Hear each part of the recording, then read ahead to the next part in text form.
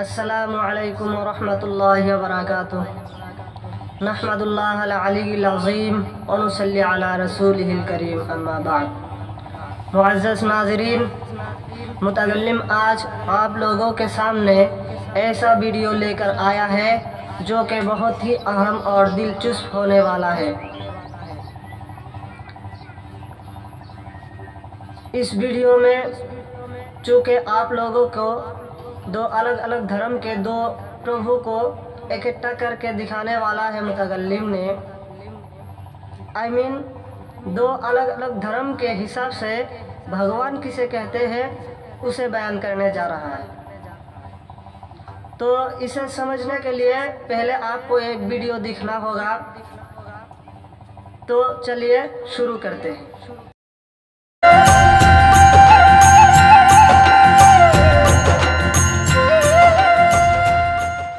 जिससे मुझे ये पूछना था कि भगवान क्या है, कौन है, हम उनकी पूजा क्यों करते हैं जब वो हमारे लिए ना तो कुछ कर सकते हैं ना इस संसार को बनाते हैं, तो फिर हम उनकी पूजा क्यों करते हैं। आप कौन से भगवान की बात करते हो? कृष्ण भगवान या रामचंद्र जी या महावीर भगवान? किसी की भी। ये जो कृष्ण भगवान जिनको हम मंदिर में देखते हैं ना, कृष्ण भगवान, रामचंद्र जी भगवान, महावीर भगवान, सब कभी हुए थे। और भगवान किसको बोला जाता है? सभी मनुष्य के रूप में थे, माँ के गर्भ में ही जन्म हुआ था, और उनको आत्मज्ञान हुआ था। देह भाव खत्म होकर आत्मभाव में निरंतर रहते थे। तो जिसको आत्मा का ज्ञान होता है, वहाँ से आत्मा का अनुभव दशा में जब पहुँचते हैं, कोई अपमान करे, कोई नुकसान करे, उनको राग द्वेष नहीं होता है, सहज क्षमा समता रहती है, तब लोग उनको भगवान बोलेंगे। क्योंकि संसार में अज्ञानता से क्रोध, मान, माया, लोभ, राग द्वेष होते हैं, और उनकी अज्ञानता खत्म हो चुकी है। उनको राग द्वेष संसार में होते ही नहीं, वितराग हुए, लोग उनको भगवान बोलेंगे। यानी भगवान किसको बोला जाता है? जिसके राग द्वेष अज्ञानता खत्म हो गई, निरंतर आत्मा के अनुभव दशा में रहते हैं, संसार में मोह माया कभी होते ही नहीं उनको। देह चले जाए या दे रहे, उनको देहाध्यास खत्म हो गया है, ऐसे पुरुष को लोग भगवान बोलते हैं।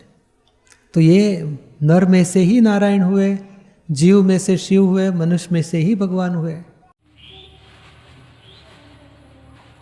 तो दोस्तों, जैसा कि आप लोगों ने एक वीडियो देखा जिसमें बताया गया कि भगवान कौन होता है, तो हिंदू धर्म के मुताबिक भगवान वो है जो हमारी तरह ही एक इंसान है।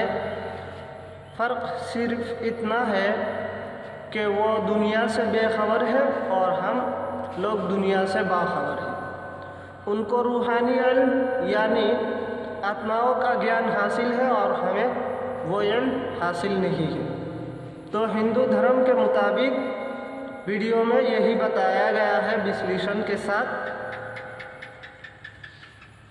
तो ठीक इसी तरह से मुसलमानों से यही सवाल दोबारा किया गया कि खुदा कौन है, तो कुरान ने बता दिया कि खुदा तो वही है जो तने तन्हा है, जिसका कोई शरीक नहीं है,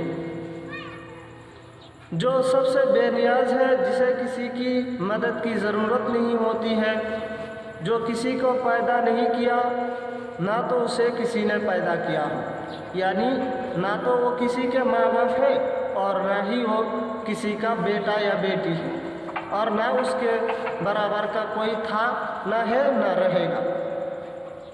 तो देखिए कुरान इस बारे में क्या कहता है। तो अल्लाह ताला ने इस बारे में एक सूरह नाजिल किया। वो सूरह ये है, अऊज़ु बिल्लाहि मिनश शैतानिर रजीम, बिस्मिल्लाहिर रहमानिर रहीम, कुल हुवल्लाहु अहद, अल्लाहुस समद, लम यलिद व लम यूलद व लम यकुल लहू कुफुवन अहद। तो अल्लाह तबारक तआला ने इन 4 सेंटेंसों में अल्लाह ताला की वहदानियत बयान कर दी है, और खुदा क्या है, भगवान क्या है, इसी में बयान कर दी है। तो एक नंबर में है कुल हुवल्लाहु अहद। अल्लाह ने अपने पैगम्बर को बोला, पैगम्बर से बोले कि ए नबी, जो लोग आपसे ये सवाल करते हैं कि खुदा कौन है, तो आप उनसे बोल दीजिए कि खुदा तो वही है जो तने तन्हा हो, अकेला हो। दूसरी नंबर पर यह बता दी है कि अल्लाहु समद वो दुनिया से बेनियाज है, यानी दुनिया के लोगों से बेनियाज है। तीसरे नंबर पर लम यलिद वलम यूलद कहा है, यानी कि ना तो वो किसी के वालिद है ना वो मौलूद है, यानी वो ना किसी का माँ बाप है ना किसी के बेटा या बेटी है। चौथे नंबर पर यह बयान किया है वलम यकुल्लहु कुफुवन अहद, यानी उसके बराबर का कोई भी नहीं है।